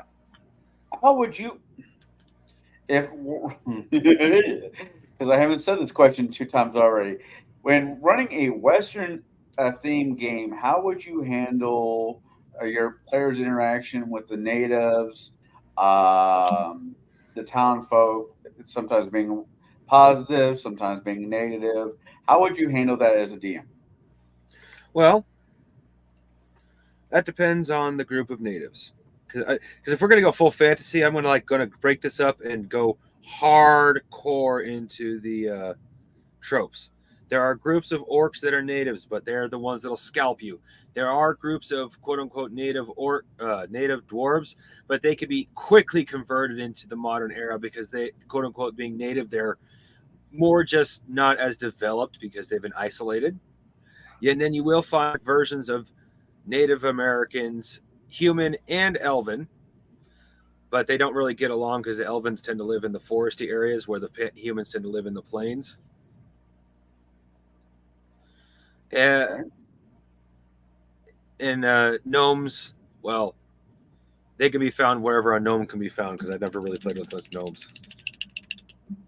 But I will play heavily into the tropes. But with that said, the elves living in the forest also can be heavily, quickly modernized, but only by elves. Because the elves will pop up. Oh, look, we have these types of magics now, and we could build these type of buildings. Oh, great new elves, teach us more. Or the human Native Americans would be like, we've lived this way for 500 generations, if not more. Our stories have told us we have lived this way. We have no reason to change. But also with the whole, in this industrial, there shouldn't be slavery. There was unofficial slavery, so there would be going on too. But like, when it comes to this sort of thing, you will find it, especially where if you're going for full magic, I will play heavily into the tropes, and I will make as many ideas as I can think of to make things as diverse, but still as interesting as possible. Like I said, Native American orcs, they're the ones that scalp you. Native American humans and elves, they're the ones of the Native American elves are the ones that go, fuck you. The Native American, sorry, I didn't mean to say that. I just realized I shouldn't say that. You're good. The humans are the ones that might work with you, but they're also on the same hand, don't try to change me, man. The dwarves are like, ooh, industrialization. And as for when it comes to how people would handle each other with racism and things like that, there are 2 types of people that generally lived on the plains or lived in the West. People who said F you to every single other race out there. And the people that goes, okay, they're here, we have to deal with it. And then there were the truly accepting ones, but they were on the rare. But the 2 primaries were the Either I'm going to kill them all, or I'm not going to give a shit because they're here. And as long as I don't bug them, they don't bug me. So you will find all three of them in the end spread throughout my world.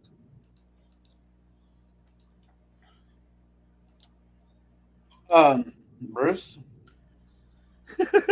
You said you want me to talk about racism? Me of all people. I'm just. What's the question that you want to ask me for this? Yeah. Rephrase the question. Yeah. Oh, okay. I got it. Bruce, how would you think that your group would actually handle the tropes of the time that would have taken place within a Western? And how would you handle those With interactions? an actual Western like tumbleweeds and gambling saloons Yes. Western, or Yes. my campaign, me running the players up into the Stoneheart Valley, and they get to meet mountain dwarves for the first time, and the players come to the horrible realization that I will play a -4 charisma modifier for dwarves to the hilt because the town's full of them and they're the majority. Which one do you want? An actual tumbleweed. Okay, so you guys go into a town, and this is about maybe 45 minutes to the west of Sacramento, and the railroad's about maybe 3.5 miles away. When you guys get into town, you realize you can't talk to these Chongs that are here because they are absolutely not speaking your language. These guys are industrious. They're very, very diligent, but the Chinamen do not do a lot of English work. And so you guys got to first off figure out who the hell is going to be in charge. Who do you talk to? Secondly, what are you trying to accomplish? Because you were thinking at first like, oh my god, it's a town, and we could go there and like cash in our winnings, or trade in some stuff, maybe get some new ammunition. But everybody you see, either they're a laborer that's from China. Half of the people that are behind the counters look like they've got Oriental expressions or Oriental features. And you start wondering after like the first 3 or 4 people just completely ignore you. They stare at you and then they whisper to each other because they're probably not able to comprehend what you're saying. You don't know. So I would completely play up the stereotype of like when you go into a nail salon at your local strip mart, and you're going to buy your wife a nail package, and the lady's like, "Oh, hello, how are you?" And then she starts going to her friend, and those two laugh together. Then she looks back at you. Have you decided what you are going to buy today? You're like, "Yeah, I'm going to buy my wife your premium nail package for $19.99.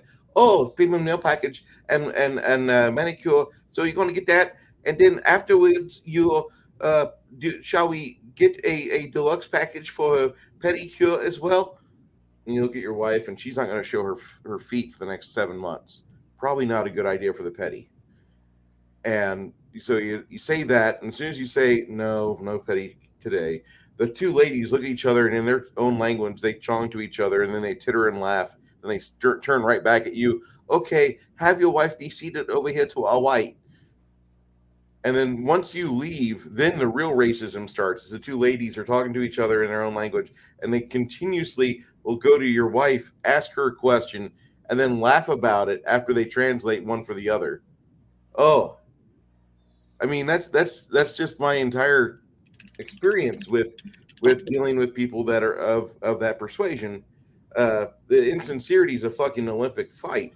Like these guys could medal if it was a goddamn contest, and it never stops. So if we're in a Western, I'm going to play up the entire thing like, yeah, they're here to take your money, to work on these trains, to work on the rails, and then in the interim, they're causing trouble. You can't talk to them.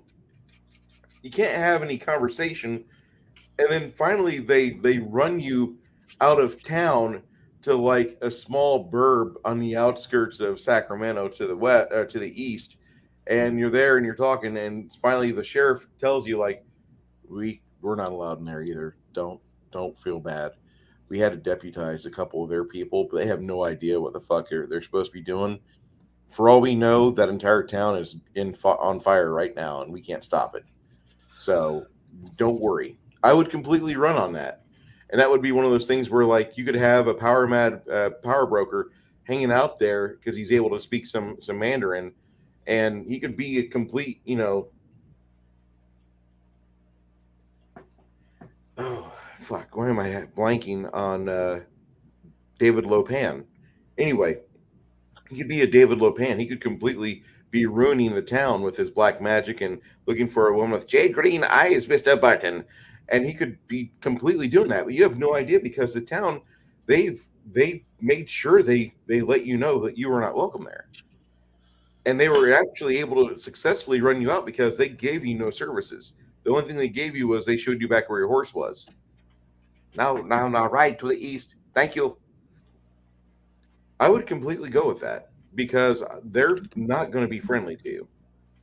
They're going to take whatever money they can out of you, but once they realize like you may be more trouble than you're worth and you might be deadly, nope, you need to leave. And I would want to make it completely hostile in a parlay sense to where the players, you probably should realize you're not going to make it much further. If you go into violence, it's not going to be good because there's about 70 of them and 3 of you.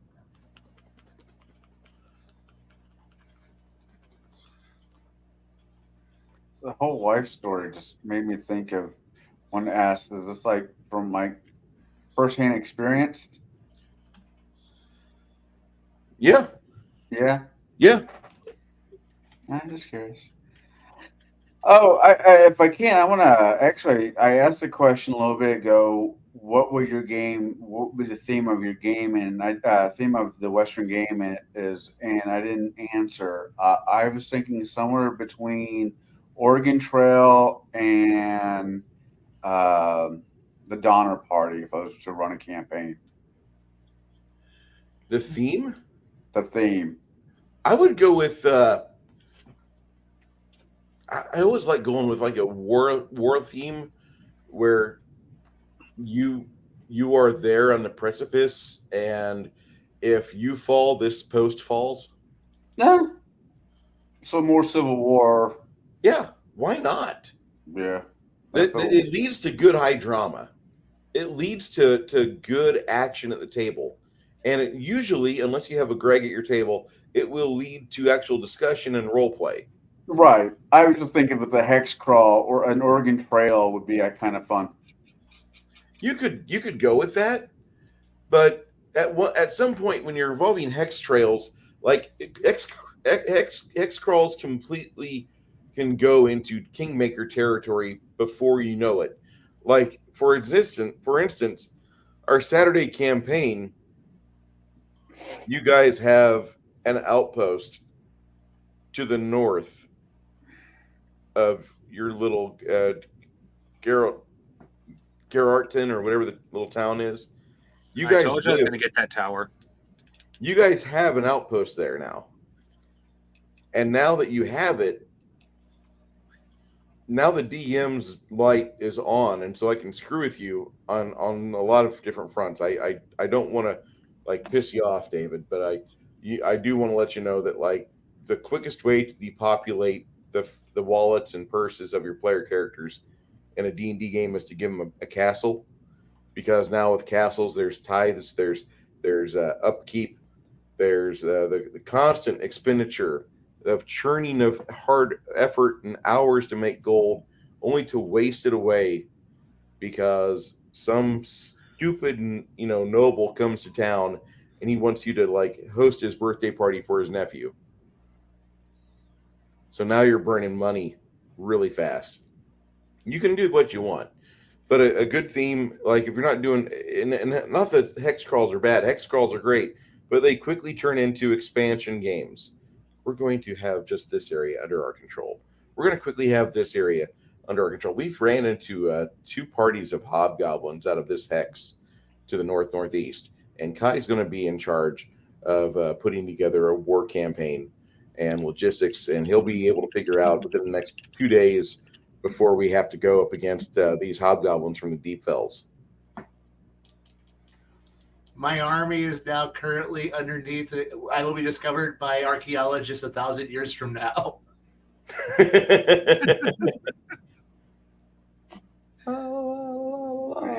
All fully armed with technology that shouldn't have existed in that era. No, a massive amount of magma fell on top of the army. It doesn't exist anymore. I see. Roughly about 5 minutes left. So I hope everybody out there who decided to watch us enjoyed tonight. I'll let one of the other two sign off. Thank you for putting up with me as I was trying to ask these questions. I had a lot of fun with this. I learned a lot of different things, different ways I might want to put into my Western game when I do run one. But I really, really want Kai to run Kingmaker meets the Old West. I think that's what I'm going to take from this tonight. We could give Kai a copy of B2 and B1 and be like, okay, here's your bones. You don't have to make a keep. We have a keep right here. And this is we don't have to stay with this keep. We can upgrade it. We can do new things with it, but we need you to run it for this for at least the first year or for at least the first 5 or 6 episodes of your game. And then after that, like if you want to throw in your ultimate spheres of power or ultimate guile, you can. And then we just watch Kai's head explode with happiness. It's like watching a dwarf pet a cat. You've never seen so much fur in your life. That. I always wondered what Porthos would look like as a cowboy. So, I know which direction I'm going. You know what? This is something in the last 3 minutes we just discovered. Fuck, Briscoe County Jr. Baron. I thought about that show earlier. Best show ever. It's on there. Ah! After we're done with Star Trek Continues. Bear, if you're still there, Bear, you were right. Civil War sucked. That's all I'm going to say.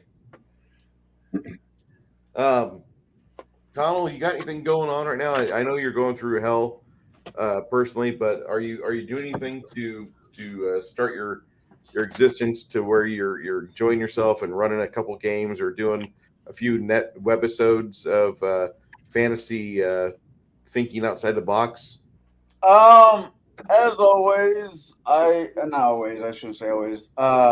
This coming Sunday, we're going to hopefully get together. Last Sunday was a bust and review the 1987, I think 87, Masters of the Universe to start this year-long track to do nothing but sci-fi movies for my channel. Saturday, of course, I'm hanging out with you and the other people for the beta test. And for things to make me happy, I'm just happy to keep food down right now. I'm a cheap date. You know what always helped me? Pancakes. Oh, that involves me standing longer than I want to right now. But yeah, maybe I'll get somebody to feel sorry for me and make me pancakes. Calling all big-breasted bed threshers of Peoria County. If you are wanting good food, please see the bearded man that looks like Paul Smith in the center square. Okay. Crafting Gamer, you still working on some more Robotech stuff for us? Yes, sort of. I need to read my next book, actually, which will take me a little while because I read very slowly. Okay. So I might not get a video out on my usual schedule, which have been not this Saturday, but next Saturday. So we'll have to see how long it'll be. I've gotten quicker, admittedly. I mean, reading these books, part of the reason why I'm doing this, admittedly, is because of a reading disorder, and it has actually helped improve my reading skills. So I'm being kind of selfish in my reasons for doing these videos. That's understandable. Baron, I see you have rebranded your channel with our blessing and our encouragement for Table Breakers. Yes. I want you to succeed with this. Do you have a link for merch? It's on the profile. Okay. For the channel. Okay. So my next question would be, what are you working on, or are you at liberty to say what you're working on, as you are rebranded and focusing full hog on this? Well, I have some top men working on things. Ooh, top man. Okay, that sounds great. I myself have finally started getting the work done for getting the domains in play for the campaign I'm running for this Saturday's alpha test.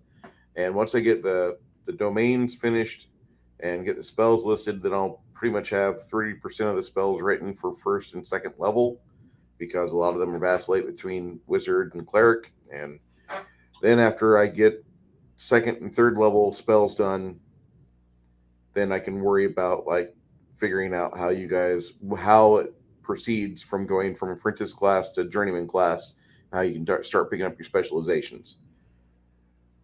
Sorry about the delay, but I figure while I'm running a game, I can at least keep you guys entertained with the game, to where you're not going, Bruce, your game is vaporware. Bruce, your game is worse than Battlecruiser 30,000 AD. Bruce, this sucks. And that's what I completely expect. It's beta test, it's alpha test, it's not a finished product. And you're still going to have people that even whenever you finish with your Heartbreaker, they're like, I want to keep running 5th edition D&D. And you're going to be like, you failed! And you can't strangle them enough. Like, I want it. Anyway. Okay. I might be too nice, but I honestly haven't had any complaints about it. It's even actually pretty easy to learn, despite the fact it's totally different from anything I've played before. Okay. I mean, if you have any issues with it, I want to know. The one thing that, as far as game is concerned, I do make the bard have a little bit longer casting time for his spells, and I think I might be looking at reworking a bard or a variant of the bard, just to see if I can do the bard or the busker and the bard where they're using their music pool or their performance pool to power their spells and their busker or bard abilities.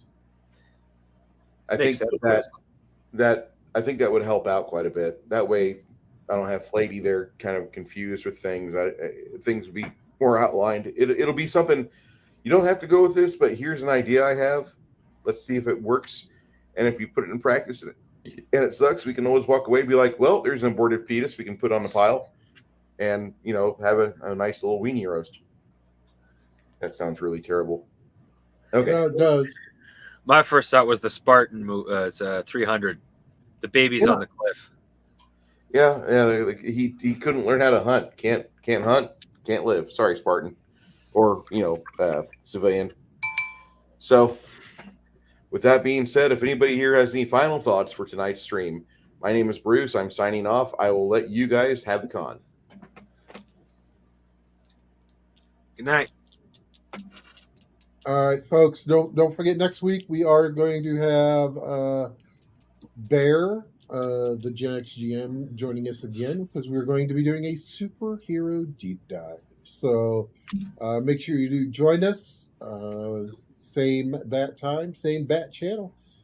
Have a great week, and we'll see you next time. And I'm painting a special medal next week. A superhero. Bye, everybody. Anime.